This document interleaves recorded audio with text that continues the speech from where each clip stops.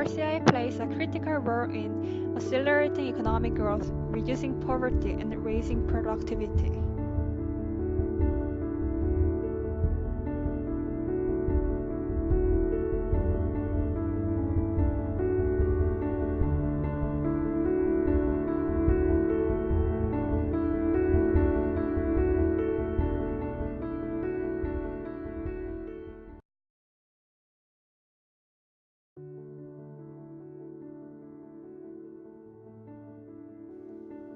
Voters in the United Kingdom have voted to leave the European Union, and this is a major blow to European political and economic integration. The EU functions as a single integrated economy like the United States, and now that Britain is out of regulation, so it could make it harder to move goods across the English Channel. So, is it a good thing or a bad thing for EU? The Brexit. So what happened in the Brexit? When the British electorate voted to leave the European Union in June 2016, they immediately triggered an extended period of political crisis and diplomatic awkwardness. Having ignored warnings from economic, business, and financial elites that leaving the EU would damage the British economy, still 52% of voters sided with a handful of elite Brexiteers who promised that Brexit would enable Britain to take back control over immigration, above all. Now, let's move ahead and talk about the international relation theories that can be applied to Brexit. Firstly, constructivism. It is an international relations theory that believes that states exist within a world of our own making, and that they are social rather than material. Social interactions shape the interests and identities of the state, not just their behaviors. Constructivism and Brexit. For constructivists, any understanding of Brexit will require an exploration of the way in which the UK and remaining EUs construct their identities and how these play out with each other.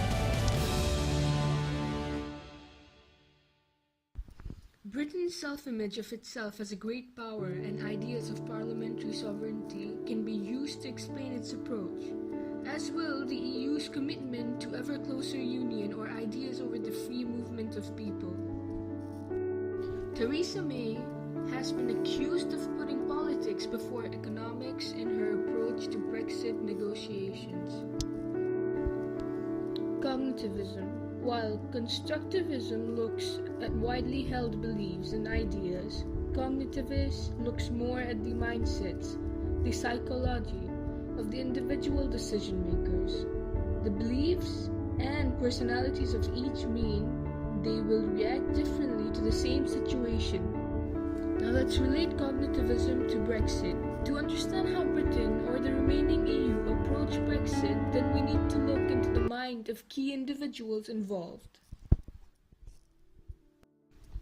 For example, what does Theresa May think about Brexit? What might Angela Merkel do? Looking at the world through the eyes of such decision makers also allows us to understand what mental shortcuts they take in terms of analogies. It also allows us to take into account the bigger political calculations weighing on their minds, such as forthcoming elections or political legacy.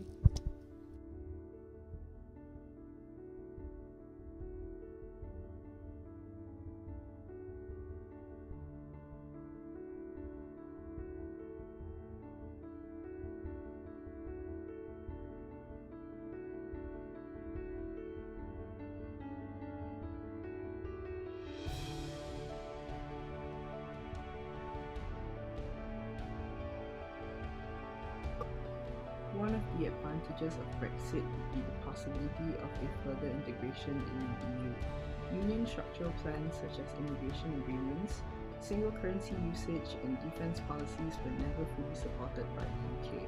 With their departure, initiatives like these can be implemented quicker and faster.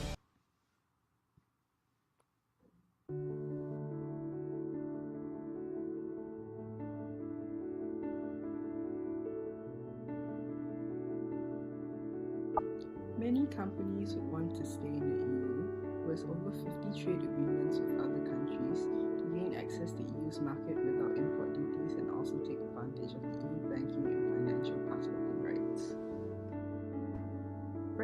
also brings an end to the free movement of labour policy in the EU. The number of educated EU labour migrants in the UK has fallen due to relocation since the announcement of Brexit, thus creating an increased talent.